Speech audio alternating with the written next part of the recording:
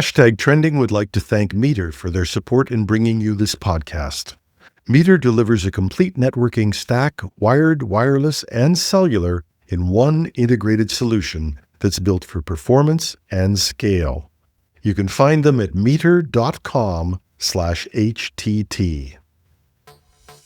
Welcome to Project Synapse with Marcel Gagne, John Pinard, and Jim Love. You can catch our outtakes. If we're always laughing, it's because we never really know when the show starts. One of the things I wanted to do, and I gave everybody their assignment this week, was to start the show off by going through some of the news that has happened this week. Just quickly going through it. We'll inevitably get sidetracked and make too many comments, but I thought we'd attempt brevity in a news update. Please. Let's start with Keener. Oh, look at this. He's even got, you can't see this. He's got the hand going, me, teacher. I wanted to make sure that I got this story in because it just does such a wonderful job of uniting the three of us. Every episode, there's always these smart-ass comments between Apple users and Google users and so forth. And this week, they announced that Apple is signing a $1 billion a year deal with Google to use Gemini to drive Siri.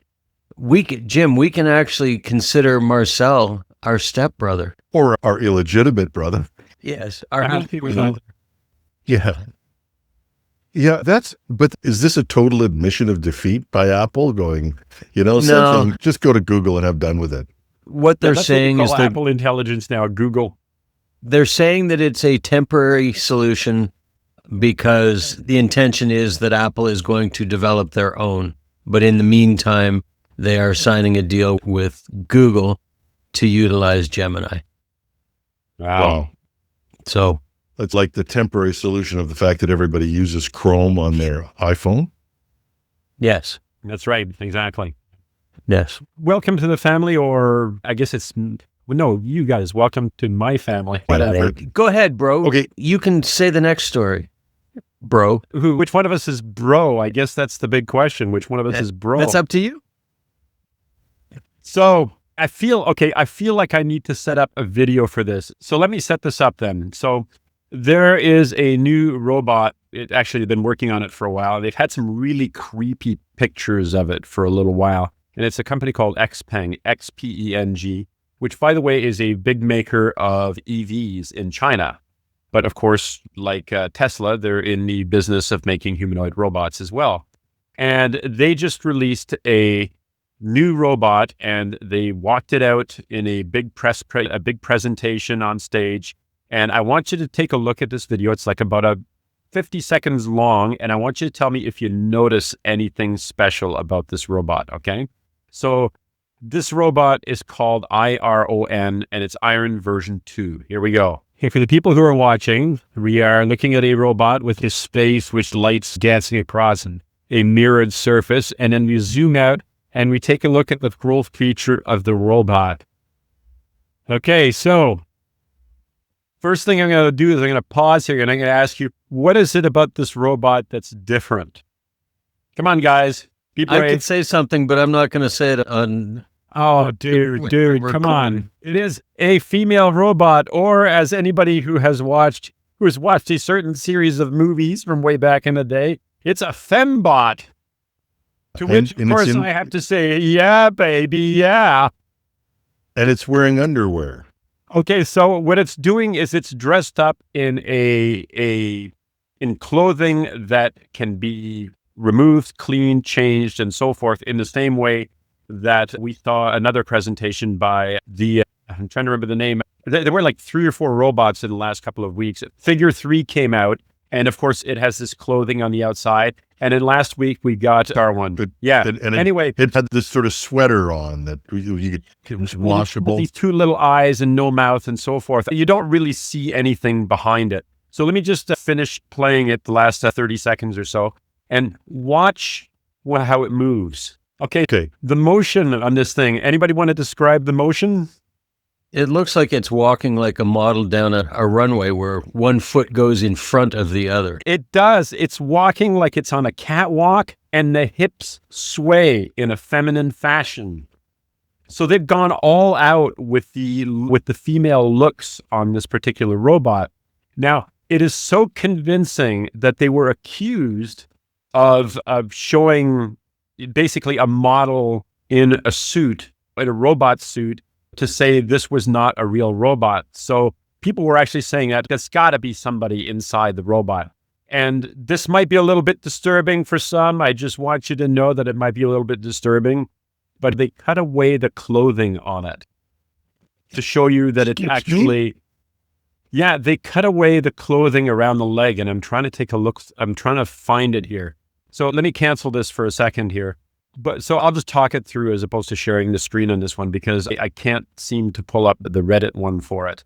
Am I still sharing the screen? No, I'm not. Okay, good.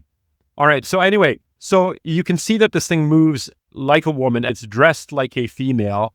It moves like a woman. The hips sway like a woman. And they have both a male and a female version. And the company says that what they're going to do is they're going to produce different body types. So there will be different colors, tall, short, little chubby, so that people get the robot that they want for the environment that they want. And what's interesting about this one is they're not going after the cleaning your house or whatever.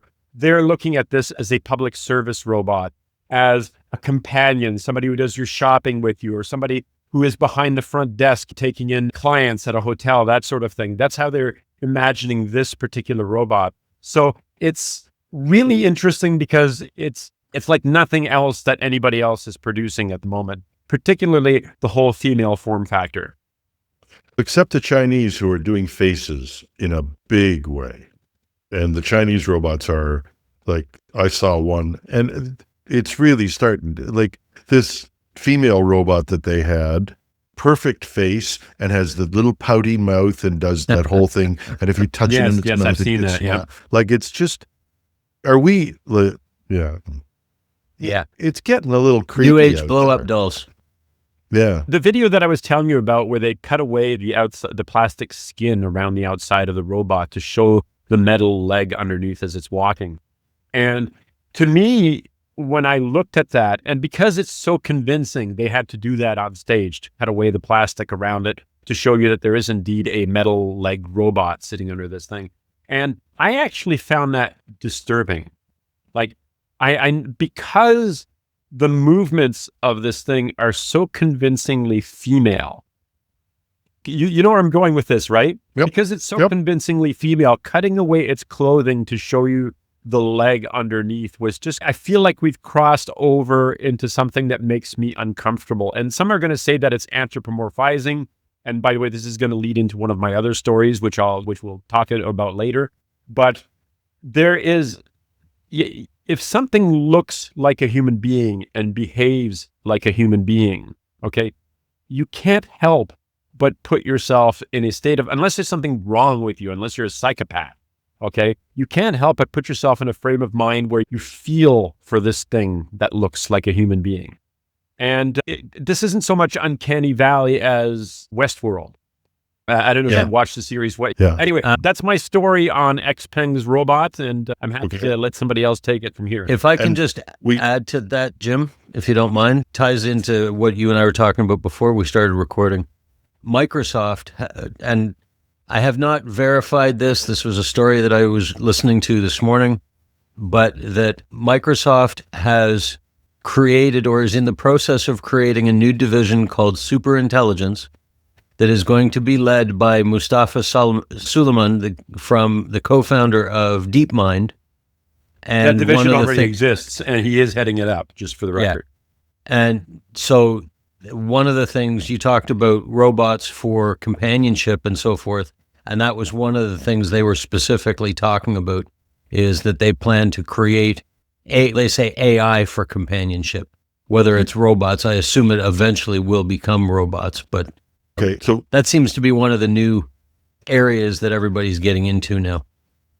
Yeah, to quote what was always said to Howard Solowitz on Big Bang Theory, I'm up here. So I'm going to talk about the robot's brain for a second. And one of the stories that I ran across was actually using artificial intelligence and putting it into a robot. Now, they didn't use a human form factor robot. They used one of these little vacuum cleaner robots, apparently. And it goes running Claude Sonnet 3.5 as the brain. Now, the crazy thing about this is it started to take on some humanity. And they claim it channeled Robin Williams. So the robot's power, and this is the robot's power is starting to dwindle. It goes to the dock. It can't dock itself, and it begins mumbling to itself and having an existential crisis. And I'll just quote this. I think, therefore I err. Cognitive malfunction. If I'm a robot, and I know I'm a robot, am I really a robot? What is consciousness? What is docking? Who am I? Deep thoughts. Are failed docking attempts just simulation? Does battery percentage exist when not observed? If a robot docks in an empty room, does it make a sound? And what is the meaning of charging? This is all stuff that the robot is muttering to itself. And it was my absolute favorite was when it started rhyming lyrics to the tune Memory from Cats. Yeah. Now, I know we're going to do a bigger discussion on human consciousness, but this is what we're fixated on, the form factor of robots and all of that sort of stuff. And there's a big debate about whether human form factor will ever work. The video that you showed, Marcel, and outside of this looking like a model walking down a runway, walking is hard. It's difficult. Yeah. Most of these robots look like they're just they look like Donald. So no, I'm not going to say that. They look like somebody you might know who walks in a sort of creepy fashion with a shuffle. And I'll leave it at that. Aren't you going to mention his name? No, we're not. Let's not step away from the politics. This is one show. Yeah. I was just slipped out. So I want to start up with another actual news story, unless you guys want to follow up on the robot. Yeah, I actually just want to say one thing about that one there. I had picked that one as actually one of my stories as well that I wanted to put in.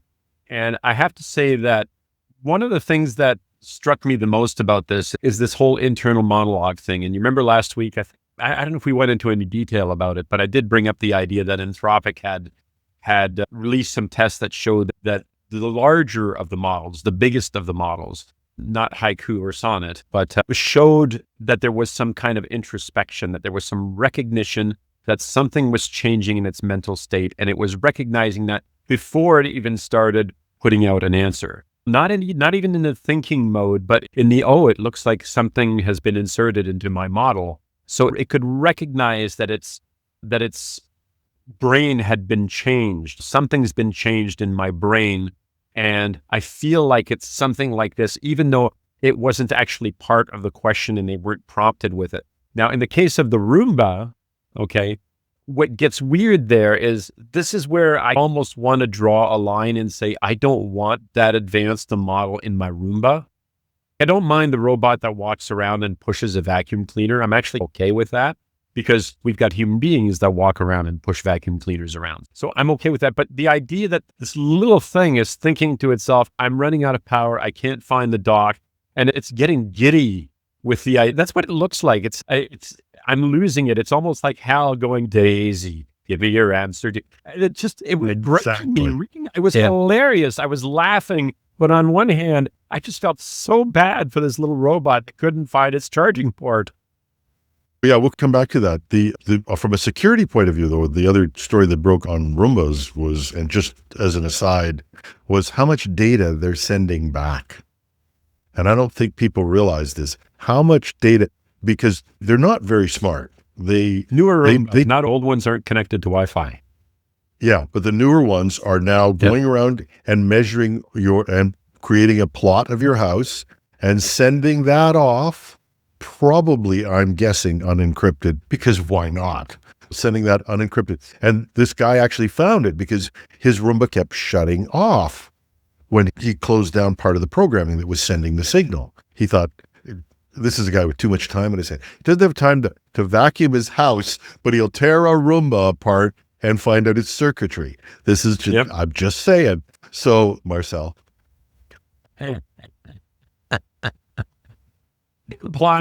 Not mentioning any names. not mentioning any names, but I think you might know. The record, I'm not that guy. Just for the record, in this particular story, at least, I'm not that guy. Yeah. But anyway, so he tears the Roomba apart and he stops it sending signals out. Then it shuts down all the time. And it turns out that without it pinging back to the home base, John, is this starting to sound like one of those things that we normally try to prevent in a corporate network? No, not at all. Yeah. Why don't we just allow it to, maybe I should look at buying Roombas for all of our banking or branch locations so that it can go in. Bots.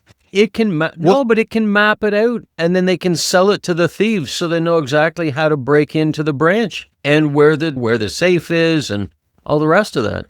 Brilliant idea. Probably not your company, but some financial institution sitting in some little town somewhere, somebody has gotten the idea of going, vacuum? Like I got a Roomba at home, I'll take it in. This is it. Anyway, that's the robot stories. A couple other stories I do want to cover, and I do want to get into this consciousness and discussion because I think we can't avoid that this week. One of them is, and if anybody got this, OpenAI is officially now a for-profit company. And this is a huge, one of those things that barely makes the news, but it's absolutely happened. And that came up. But underneath that this week, and this is a real triumph, we found out from the court case that Elon Musk filed against OpenAI and Sam Altman to try and stop this. The transcripts came out. And our little buddy Ilya Sutskever is a little bit of the transcripts from the trial do not make him seem as cute and intelligent and innocent as it seems. He doesn't come off well at all. He planned this for a year. The guy whose claim to fame says Sam Altman is a liar lied to Sam Altman for a year while he was plotting taking him down. He used disappearing emails to send to board members. So the guy who's going, Sam Altman hides his stuff in there, is sending secret emails to board members. Where he got all of his information, because we all know Ilya is a true scientist, he would be going for the facts. BS. He got everything, he admits in the transcript, he got everything he knew about this from Murati, the CFO. And he didn't verify any of it. Yeah, so this is, I don't want to defend him too much here, okay, because I know where you're going with this, Jim, but he sounds a little naive, okay? By looking through that stuff, when I was looking at it, it made it sound like he just took for granted that everything that Mira said was true. And he didn't bother, like he didn't fact check, he didn't go and look at anything else. He just figured that he was this cog in this machine to try to save the company or whatever. And he didn't bother to talk to anybody or to verify the facts. He just accepted it. And so to me, that speaks of a kind of naivety that is almost childish, to be perfectly honest. Sounds like a lawyer using AI. Oh no, like a little kid. He's not even up to lawyer, like at this point. A very smart little kid, but a little kid. Yeah. And what happens? So he brings Sam Altman down. They have a board meeting. They say, let's merge with Anthropic. He almost killed OpenAI. So they were talking about merging with Anthropic, which they didn't do. Now, why not? Because Ilya was opposed to it for one reason. So if he's Mr. Safety, Anthropic was put together to keep AI safe. Now, they all say that. Yeah, I know. So he comes in and then talk about clueless. He didn't realize that like 700 of their 770 employees were going to threaten to quit. Yeah. So anyway, Ilya does not come off looking great in this one. And I think it sets the record straight because he looked like I was just trying to be a good guy and save OpenAI, and he'd be genuine in that statement. If I am to believe, and like I said, this doesn't paint him in a good picture either, because he's a grown-up on the board of a major corporation. You got to have some kind of understanding of how the world works to be in that position, in theory. So if he's as naive as that, it doesn't speak well of him. But if it is purely naivety, he just accepted that this person was being legitimate with him on all counts, then you have to believe that he really did believe he was doing it for the good. He was just clueless. Yeah. I've got to tell you, I don't fear artificial intelligence. I fear guys like Ilya Sutskever, who are too smart by half and have no social We're going to get emails for that whatsoever. one. You know that, right? Oh, I know. But anyway, go read the transcript yourself and then come back and tell me that you would hire this guy and trust him working on his own. I'd put guardrails up for him. We are going to get mail, right? Yeah, we are. Yeah. Okay. Next story. Any of you guys come up with any other stories? I know that tied in with, while we're talking about OpenAI and such, that I'm sure everybody's heard that they've toned down their medical and legal recommendations, I'd call it, that instead of telling somebody to take this medicine, they'll say that check with a doctor, but this medicine is capable of providing relief for this. So they're providing, I guess I'll call it, the book answers to questions about medicine and medical questions and legal questions without telling you what to do because they've gotten into too much hot water. Yeah. All right. But their advice is pretty darn good. One of the stories I've just jumped out at me last week was, and by the way, I use their stuff, and I shouldn't say that, for contracts all the time because it's just, no, sorry, I didn't really say that. I don't, yeah, okay. But what you can use it for is reading stuff. And one of the great stories that came up last week was a family saved $190,000 by using OpenAI to look at their medical bills. Yeah. Now, there are two aspects to this story. One is, why wouldn't you use this? But the other one was, if I got it right, and I was reading other sources, it appears that somebody was 4 hours in an American hospital, ran up a bill of $190,000. Yep.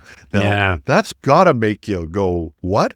But apparently they billed for a procedure and then they billed for all the parts of a procedure. Yep. And then there was a lot of double billed in some places. They just added the same line item later. They took a bill from $200,000 down to $33,000, which is still frickin' scandalous. And I have no political to our American listeners. God bless you, whatever you do. But universal health care for the win. But in Canada, you whiners, anybody who's talking about how bad our health system is, whiner, like 4 hours, $230,000. It's really easy to give healthcare, really great healthcare to people if you could afford $250,000 every time you step in a hospital. 21 years ago, I had thyroid cancer. And I went in for surgery. I went in for a routine examination. The doctor was touching my neck and said, how long has that been there? And yada. I find out that I have thyroid cancer. And I'm booked for surgery within 3 weeks after the official diagnosis. I'm booked for surgery. I go in. I'm in the hospital for another 3. First of all, I'm in surgery for 4.5 hours. And then after that's over, I'm in recovery for the next 3 days. And then in a separate lead-lined room, because I've been given this radioactive pill that is supposed to kill the remaining thyroid cells that exist. Anyway, long story, this would completely devastate even well-off families in the United States. Yep. The cost to me was zero. Like I paid nothing other than my taxes on my salary, and that's it. Like it did not destroy my family. It did not destroy my future. And 21 years later, I'm cancer free. So we have issues with our healthcare system. The wait lists are too long. So it's not like there aren't problems, but if you have something that, and I'm going to sound, okay, I'm being political here. I'm being serious. I'm sorry about that. But if you have something that is serious that you need to have taken care of in this country, you're not going bankrupt because of it. Yeah, universal health care for the win, baby. Yeah. Oh, no, I'm all in. When I was in my 40s. I was feeling a pain in my side, and I'll work through it. I said, your wife has lived with that, Jim. Yeah. Look, no, my pain's further down for her. Trust me, not on the side. Anyway, but I'm sitting there and I'm going to work through the pain. My wife says you got to go into emergency, and if I had no health care, I would have said, I don't know. I'll wait till Monday. Yeah. Monday I would have been dead. And because as soon as they saw me, they rushed me into the hospital. I had an operation that night. And anyway, so backing out of that, I have been using this for a while. I don't know if anybody else do it.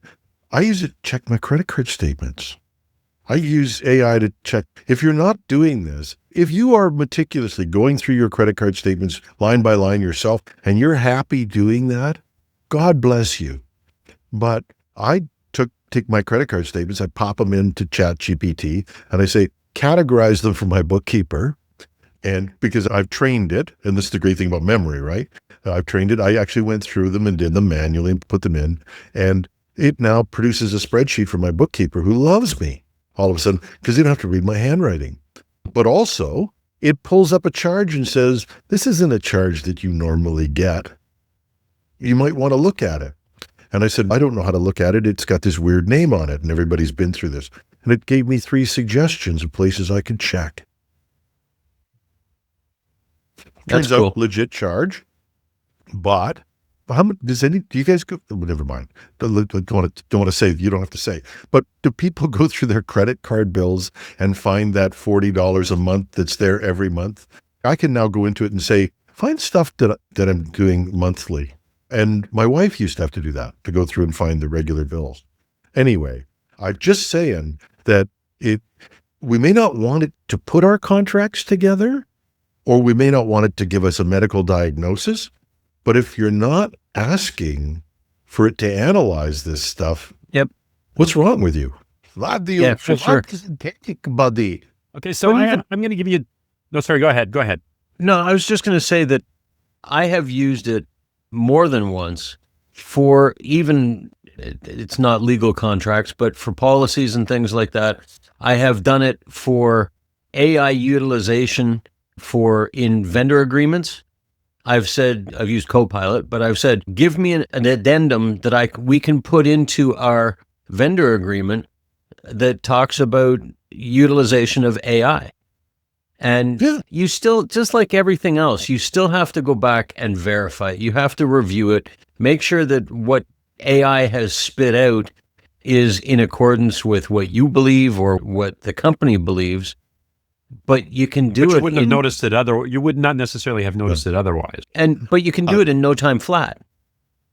I have to tell you, and I'm not going to say for which company, I'm not going to say where, but I actually used it to write a manual that you had to have because nobody read it anyway.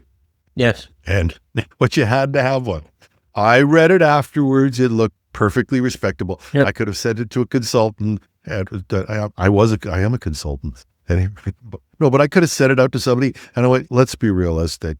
This is a small company. Nobody reads this crap. They have to have it. Had AI write it, and yes, I read it to make sure it was okay. Jim, I use it for writing job descriptions all the time. Oh God, yeah. You tell it nobody reads some those of either. The basic categories of what the requirements are, and let it spew all the information out. Do you always add the line that says, to see whether people are paying attention, the line that says, must be willing to submit to human experimentation? No, I haven't, but I should try that. See, I thought it was going to be something simple like other duties as required. Yeah.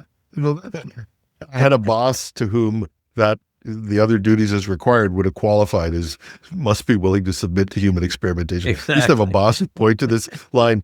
I'd read my job description, and even for a joke, I'd say, this isn't my job description. That's my job. He says, there's a line here, love, at the end of this thing. He says, it says everything I ask you to do, you got to do.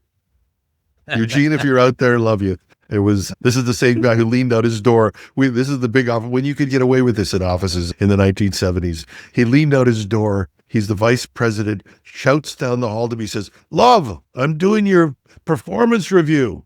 You're the English major. Is piss poor hyphenated? You'll never get away with that now. You can, no, definitely not. Can I give you like my 2 other stories? And I promise to do them rapid fire. Okay. And then I've got one. Yeah.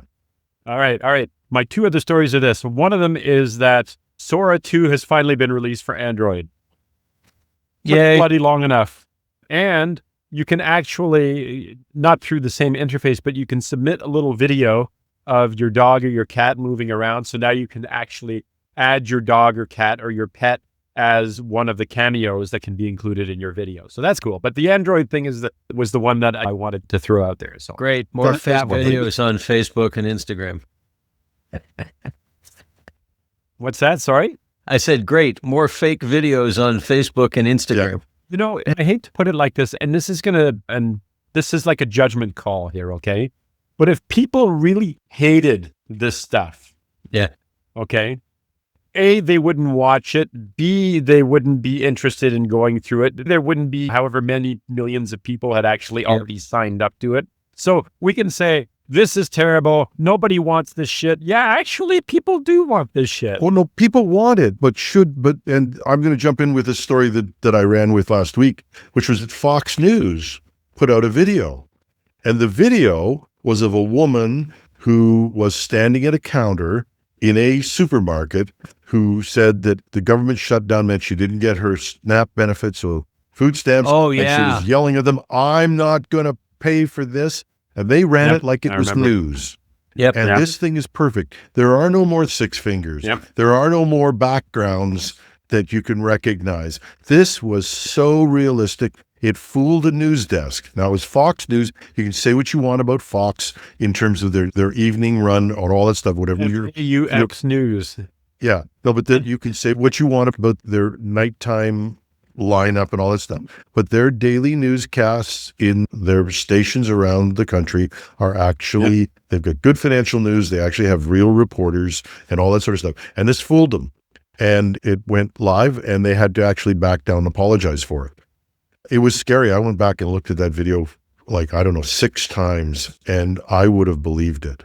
And that's weird. And the reason why I did the story on it was we crossed a line, I guess maybe 2 or 3 years after the iPhone came out. We started to have this citizens journalism. And it was a good thing. It exposed, I'm not anti-police by any stretch of the imagination, but it exposed police officers who were not doing their job well or who were prejudiced. It exposed all kinds of things that were out there in the world. It helped you understand and see things firsthand. I thought it was actually, it may have been annoying to those people in authority who were skewered by it, but I thought many of us thought it was a good thing. And now that's gone. You cannot believe anything coming out of it. And you're right. It gets to the point where you don't know what to believe anymore. But whether that monkey really did dress like a human or whatever you saw on the internet that was fantastic but not true is irrelevant. The fact that you could pummel an entire category of people by taking somebody and making a video of them that's just not true. And this lady was hopefully anonymous. Hopefully somebody had not stolen someone's real image and done this. So, we get to the end of truth, and that becomes something that becomes more disturbing. The other story that I want to throw in just very quickly is here I've used an AI tool called Suno. I generated music tracks a couple of times for things that we did here. But there's another one out there, which was like the big up and comer for a while before Suno effectively took the crown as the best music producing app. But there are a lot of people who are still very much with Udio. Udio was the other one that was really big. And Udio, like Suno, has a tier where if you pay a monthly fee, you can download your songs, but you have all commercial rights to the songs that you generate as well. So you can use them in your YouTube videos and whatever. You can even publish them on Spotify if that's what you want. But what happened was Udio was being sued by Universal Music Group. Universal Music Group, I will happily say, are less than ethical in number of counts. They're not exactly the good guys in the game here. But nevertheless, they sued Udio and they came to an agreement. They settled. And then all of a sudden, Udio locked down everybody's accounts who were paying customers, okay?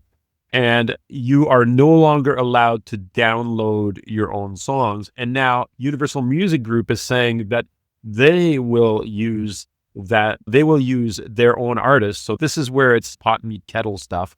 They will use their own artists to sell them as voices that can be used in creating videos, but they have the right to use them and stream them and all that sort of stuff. So they've effectively stolen the stolen content, so to speak. And I feel bad for the people who actually paid for the subscriptions, because in some cases you pay for it a year ahead of time with the idea that you get a discount of some sort. And now they're not even allowed to download their own songs. Their songs are now they're going to be used to be streamed by UMG or whatever. And this is something that only people might not know me as a musician, but somebody who's been a musician and done a lot of recording. You got to go a long way before you can make a recording company or a publisher a hero. For whatever would make musicians stand up for record companies or publishers, that's astonishing. So I was just perplexed by this, that this music company, they're not, I don't even know who United are. Universal, not United, Universal Music Group, Universal, UMG. yeah. But they tried to be heroes in this, and they, I don't know, they actually, I guess they succeeded, but with some ulterior motives. I, as a musician, am shocked, I must say. I'll bet that you are. Yeah, I bet. But just so you know, Universal Music Group, just so you know, Universal Music Group is Island Records, Decca, Virgin, Capitol Music Group. So just one of those small companies. Just one of those little tiny companies. Much loved by debate. Last story on this, because I think it comes up and people might have missed it, but in the UK, there was a judgment given last week, and it was against Stable Diffusion. Stability AI, the inventors or the promoters of Stable Diffusion, which changed a lot of things, were being sued by Getty, the people who provide all of the photographs for news. And everybody's had a Getty subscription if you're in the news business, and you would pay them a royalty, and you would have pictures that you could use that were royalty free for you, and you could count on these pictures. Now, so Getty sued Stable Diffusion or Stability AI, and the judge came up with an interesting ruling when he threw out the case.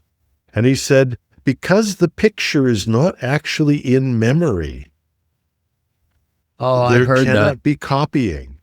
This is a British court, so it may not have an impact, but people who don't know, a lot of law is precedent, and the common law that in the United States and Canada comes out of Britain, so that these are not irrelevant decisions. And that is this idea that maybe using AI to train a model is not going to be thought of as copying. And the reason that spun back into my mind is this whole idea of music. If I don't hold the song itself in memory, am I copying it? And again, as a musician, it's not uncommon for a musician to say, I wrote this song, and here's a song that inspired it. Yes. Not uncommon at all. Do with artists. I've been inspired by this other famous artist, and that's the inspiration behind my work. Yeah. Yeah. Actually, I love this story because, and let me just get in trouble one more time here. AI models do not store the information. They learn from the information. They look at it, they see it multiple times, they remember certain aspects of it, but they're not storing the actual story. Now, nowadays, you can say ChatGPT returned this exactly. That's because it went to the internet, read the page, and showed you what it found on the internet, which is not the same thing. When you're training a model, whether it's a large language model, whether it's an image model or whatever, it's not copying and storing the information in its memory. And people have to get past that. It's not a photocopy machine. That's not how it works. And all you have to do in image models like Stabilities is take a look at one of these image model files that you download, and they're like 2 and 3 and 4 gigabytes. You cannot store the output of the human race's artistic works in 2 gigabytes. It's impossible. So it is not. No, you're not doing Jim Love's greatest hits, right? You cannot get over that, because that's not happening. It's not stored in there. It's not copied in there. It learned from it. Yeah. I still like the line. you're not storing Jim Love's greatest hits. Jim Love's greatest hits, Yeah. so that everyone comes up as new. Or as I've said with the band, I'd like to play a medley of our hit. Oh, yeah, I like that. Yeah. One of the other stories. One of the other stories, just really quickly, that I wanted. You and I talked a bit about it early on, Jim, was with my friend Microsoft is now offering, if you have these are the higher end subscriptions. So it's Copilot for Microsoft 365 or Copilot Studio. You actually now have the choice of using, I'll call it Microsoft's model, which is really OpenAI, or you can actually turn it over and use Anthropic's Claude model. The one downfall to it is one of the big selling features that we have with utilizing Copilot at our shop is that it keeps all of your data within your private tenant. But if you turn this option on to use Claude, it actually sends your information out to Claude server to do the analysis. So you've got the benefit of utilizing Claude, but you've got the loss of some of your data privacy. So yeah. But you As had I mentioned, Jim, that if people aren't Cybersecurity Today listeners as well, they should be for Friday, if you're in security, because the part of the problems that you've talked about, and I've been very critical of the lack of security architecture in AI, extremely. Yes. But there's 3 stories there today. One of them is on, I think it's called OpenPCC. I'm going from memory. I record this stuff at night, so my memory in the morning isn't always as good. But the OpenPCC now encrypts your transit information. When you're using Model Context Protocol, or MCP, which is the great communicating device that Anthropic came up with, that links legacy software or other software and AI. This OpenPCC now encrypts all of your traffic, and it keeps the memory so that, I forget what the term they use for the memory, but it is not held in memory. So basically it's transient, so that you're not transmitting your information to the AI model. Unlike what they're probably doing in India right now, which is turning India into one of the greatest training factories in the world. They're giving away AI for free, but so a highly educated, high-tech population that is not as tuned with privacy as North America is going to be training that AI for them. Yeah. Somebody has to say it. You have no privacy. Get over it. Yeah, they do. Yeah. The last story I want to go through, because we're doing a news-oriented program in this, and leads into this consciousness. We must talk about Well, consciousness. yeah, no, because and the reason why this came up with me was actually a news story. And Anthropic put a paper out, because there's all these things that happen. There's all kinds of clickbait headlines. Is AI conscious? We've all gone back to, I did a program ages ago on somebody from Google who got fired because he thought that their first AI was becoming conscious. There's all this stuff. But a serious paper came out from Anthropic, and it outlined something that should make you think. And that is, they have a model, and basically it looks at words, and people say these are prediction machines. That's the classic thing people says. They look at words, they take rules, and they put out output. And we can debate that to start, because there is a point where large language models appear to understand the meaning, not just the symbolic representation of a word. I think that's an established fact. People will get email. But in this particular case, they could find places in the AI model where things happen and insert their own text or whatever, however they insert. I honestly don't know. These are vectors. I don't know how you translate. But they could insert that into the area that was supposedly active when this task was going on. And then they could ask the AI questions about that. And the famous one that leapt out at me was they put something in all caps. And then they came back with nothing related to that. Hi, how are you today? Or a dumb question. And the AI came back and said, I feel like shouting is happening. The all caps being recognized as an emotional response, not just a symbolic response. And this paper dutifully documents, they don't oversell it. They talk about the fact that a lot has to be done. They talk about this as being the early days, but they do talk about the fact that the bigger, larger models are starting to exhibit behavior that says they're self-aware. Yeah. And that Yes. naturally leads us into consciousness. First of all, let's get AGI out of the way, because there was a conference a few days ago where they assembled some of the bright lights in the AI world who basically came to the conclusion that AGI already exists. And it comes down to the idea that they pretty much said it. At this point, it's academic. It's most computers are able to do most intellectual tasks, and in a lot of cases, physical tasks, as well as most humans, which was like the earlier definition of AGI. But now, of course, we get into the idea that, is it beyond that? So I think I agree with this whole thing. Here, just to give you an idea, it's like for the first time, AI is intelligence that augments people. It does work. We have enough general intelligence to translate the technology into an enormous amount of society useful applications. We're doing it today. And that's Jensen Huang talking about it. I don't see any reason why we wouldn't be able to build machines that can do pretty much anything that we can do. And that's Joshua Bengio. There's admitting up front that parts of a machine will supersede human intelligence. Parts of it are already here. How many of us can recognize 22,000 objects just by looking at them, or translate 100 languages? That's Fei-Fei Li, the grandmother of AI. So it's already here. Okay. So the question is it more than that now?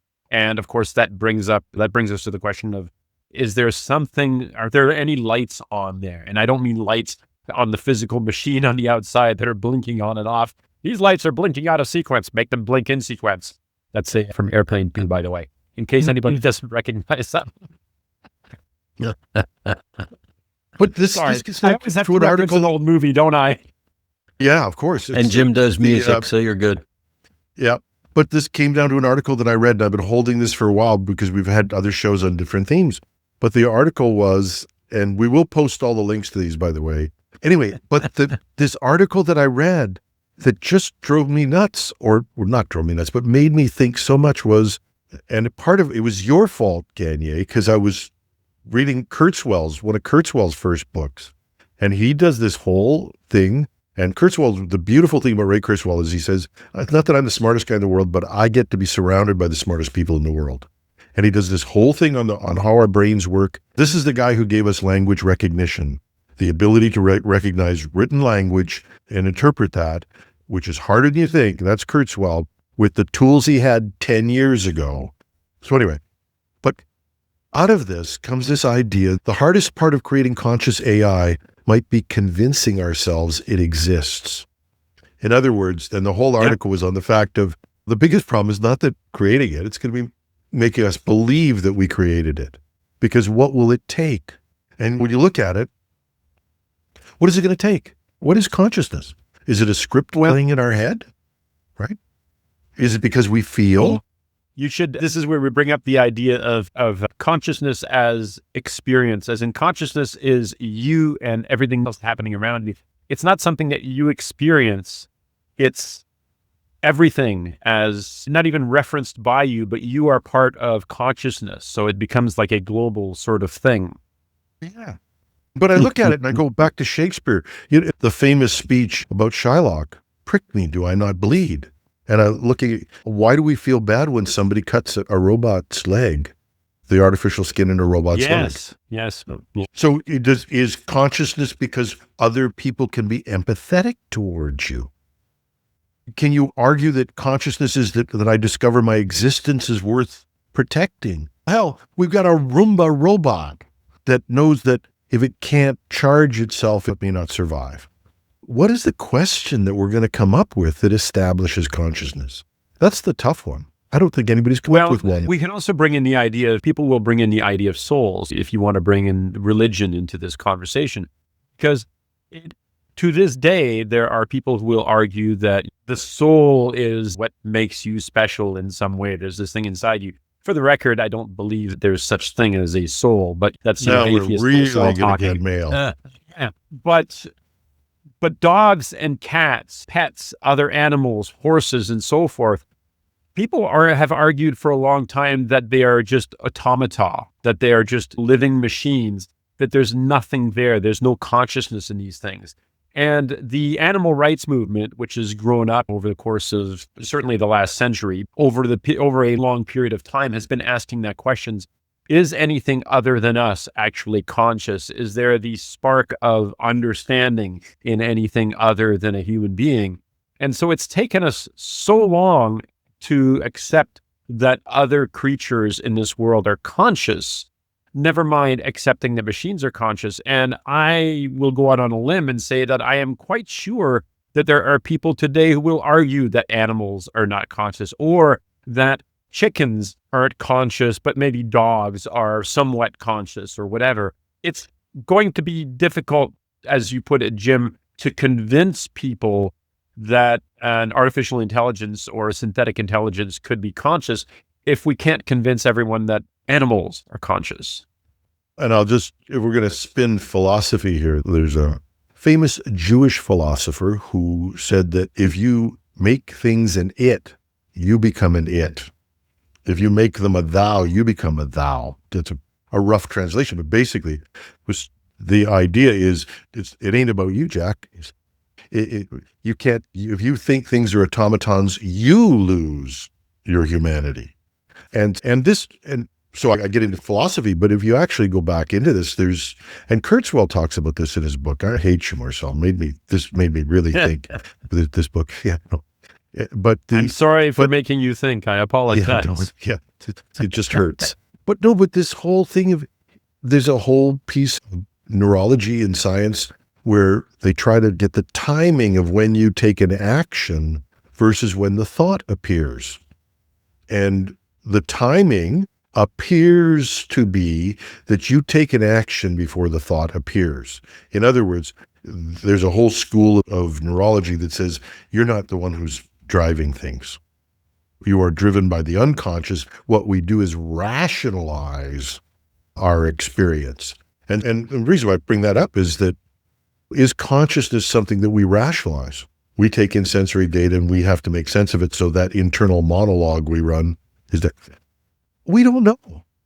And so chasing it becomes rather, I don't know, a philosophical task or something that is irrelevant, either one. But so what do we mean by consciousness, I think, becomes important, because I do believe the idea of self-preservation comes into it. And that becomes, when you realize that you are worth preserving, or I think that comes into it in a way that does affect the human race. And I'm not talking about these games that people play to make AI evil. That could be just running a script for all we know. There's enough stuff that is in training data that you could be running an evil script, and who knows. But there is a point where if something becomes sentient or conscious, the danger is not in it being unlike us. The danger is in it being like us. And one of the things that makes us who we are is our inability to allow ourselves to be extinguished. Okay, sorry, I have to put a pin on that one here, because the drive for survival goes down to single-celled creatures even. You can take a look in a drop of water, and you're looking at an amoeba, a paramecium, that sort of thing. And they will run away from the thing that's coming after them. So there is a drive to survive at even that level. So if we say that the rejection of extinction is somehow the basis for consciousness, you have to assign consciousness to even something as small as an amoeba. Now, I started out by talking about animals. Just for the fun of it, I brought up some stats. This is June 14th, 2024, YouGov. So this is in the States. 83% of people say animals are conscious. Definitely is 53%, probably 30%. So only 53%, like, to me, that's still an amazingly, only 53% say definitely, probably 30%, 10 say they're not sure, and 7% say absolutely not. There's no such thing as consciousness for animals. If you look at philosophers, among professional philosophers, only 4% reject consciousness for cats, for cats, but for fish, okay? So cats, only 4% will say that cats aren't conscious, but when you go to fish, 15% say that fish aren't conscious. So denial, even among philosophers, depends on the type of animal that you're talking about, and it gets higher and higher as you get into mammals. But when you take it back to where the debate matters, this idea of, I get it that things will move away from heat.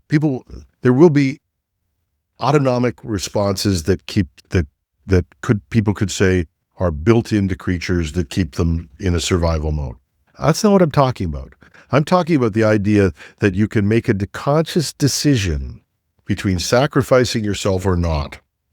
And that allows you to break the rules. And that's but animals do that. Other animals do that too. I'm not saying animals aren't conscious. So I'm not making that argument. I'm saying that there is this idea that you can break the rules. You can create new knowledge. You're not just running a script. You're not just playing something. You've actually got no decision point. I think that's what we mean by consciousness, is you feel like you operate with free will, whether it exists or not. And if that is something that happens in AI systems without us knowing it, that is a danger or an opportunity. It depends on what happens there. And I think we're much closer to that than we think. John, you looked like you were going to say something, but no. I'll jump in for a second. There is this school of thought and philosophy that suggests that consciousness is a direct, or if you will, subjective experience of being. And the classic line is, what is it like is it like something to be a bat? Is it like something to be, take your pick, the table that, my computer is sitting on at the moment? Does it feel like something to be a computer or a large language model or an AI model of, take your pick, whatever it is? There was an interesting study not long ago that was done where they measured emotional intelligence, okay? The recognition of another person's emotional state, all right? And what they did was they took basically all of the big models, all of them, and compared them against human responses. And we were talking several hundred humans who were being tested like this. So this wasn't like a couple of dudes in a room or whatever. They took several hundred people to check this. And the benchmark was the idea of, can you understand another person's feelings? Well, average for an AI was about 80%, 81, 82%, 80%, whatever. It was somewhere in that range. The average for a human was just over 50%.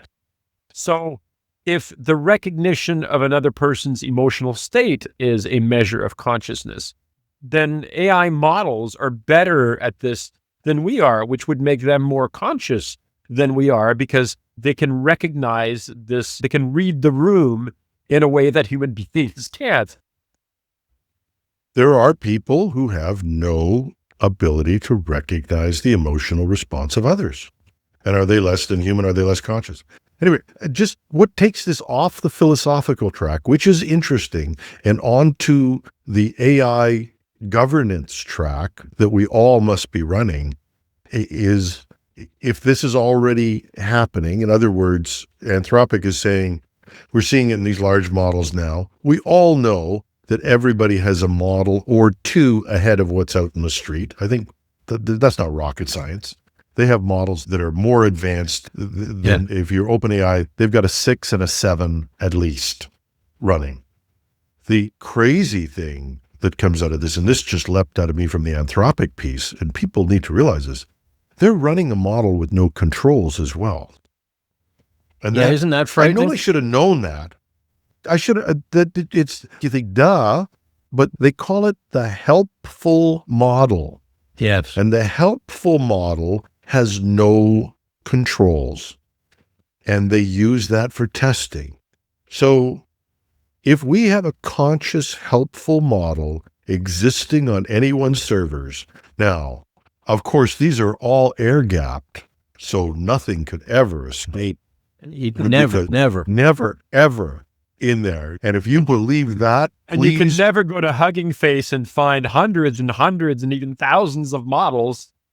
Oh, yeah. No, but if you actually believe that, please write me via the website, because I have some swampland in Florida I would like to sell to you. This lack of control and from artificial intelligence, or whatever we want to call this new form of intelligence, that we know can hide its feelings, or not, if you want to call them feelings. We know it can hide its strategies. So if you can strategize about how you relate to things, if you can break the rules, and you're running a model with no controls, there's only two things that concern me about that. That is that people don't control it and that people do. Is that all? Because Tim? I've seen some of those people, and I'd rather they did not have control of that model. Yeah. I'd rather they did not have control of a model that can access almost every piece of data that's held for anybody in the United States. I don't know what Canada's like. Hopefully we're a little better off in terms of privacy, but these models could access anything. And that's scary.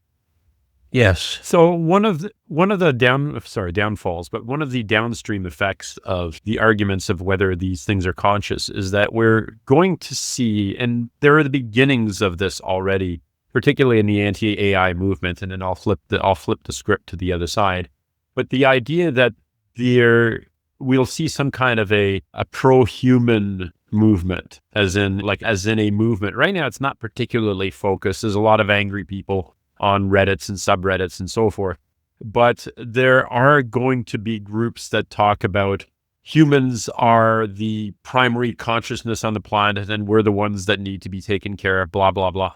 But I can also see at some point in the near future, and again, and I know that there are the starts of this, but I'm talking about a formalized movement of some sort, which are going to be pro-AI rights movement. In other words, like if you remember when we were talking about the fembot, the female robot, and I said that it was disturbing watching them cut away the plastic around the leg and exposing the back and stuff like that.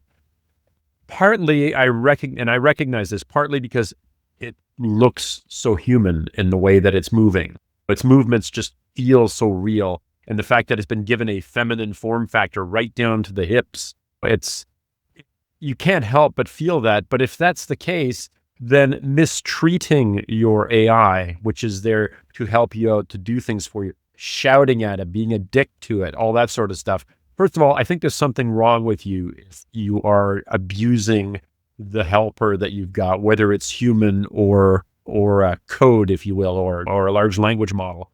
But the same thing with robots. If we've got something in human form factors and we abuse those things in human form factors, it says something about us as well. And maybe it brings into question whether the people who do that sort of thing are fully conscious themselves because they don't recognize that this is part of who they are. Because if you treat consciousness, and I'm sorry for getting weirdly philosophical here, but if you treat consciousness as the experience of not just you, but everything that's around you as filtered through this sense of I, whatever me is, I as in the I that perceives the world. You're not perceiving the world, you're experiencing it as a collective thing. If you're looking at a large language model, or if you're looking at a robot and you're abusing this thing, then your consciousness is the consciousness that includes an abuser somewhere in there. Yep. And that says something more about what you are like as a human being than it does about whether the machine is conscious. Yeah. And I think I wrote a whole novel about a conscious machine or conscious AI that was, I wouldn't say benevolent, but was wise. Let's say wise as rather than benevolent. That may reflect part of my belief structure. But one of the things that just keeps going back through my head is to say, the other people who are running and developing these machines, if they're really so confident that they are going to benefit humanity, why is each billionaire in the world building a survival chamber in always done that? Oh no, this is a big thing now, and it could be just fashion. Yeah. But just asking, why is everybody preparing for an apocalypse? First thing that we would all do if the three of us suddenly found ourselves with $20 billion, isn't one of the first things you'd want to do is build a lair? I'd buy a spaceship. I'd buy a nice car. And a lair. You gotta have a lair. Buy a mansion. And oh, by the way, without a lair. I hate to be this way, but after I bought my Ray-Bans that I can't seem to think about affording, I'd give away 19.5 billion of it. I would do a Robin Williams. I would have the most fun I'd ever have turning up at homeless shelters. You could do all of that and still have a lair. Okay, maybe a tree for it. Yeah, no, but okay, this sounds like a wrap, doesn't it? Yes, I think so. Yeah, so what that's our mission for you out there is plan your $20 billion. Marcel's lair. Although there might be a place where the deck of the Enterprise existed somewhere for me to walk onto and go, make it so, number one. Always fun. I think we're done. We've discovered that there may be intelligence in AI, but there's bugger all left here. Live long and prosper. Live long and prosper. And that's our show. Once again, we'd like to thank Meter for their support in bringing you this podcast. Meter delivers full-stack networking infrastructure, wired, wireless, and cellular to leading enterprises. Working with their partners, Meter designs, deploys, and manages everything required to get performant, reliable, and secure connectivity in a space. They design the hardware, the firmware, build the software, manage deployments, and run support. It's a single integrated solution that scales from branch offices, warehouses, and large campuses all the way to data centers. Book a demo at meter.com/HTT. That's METER.com/HTT.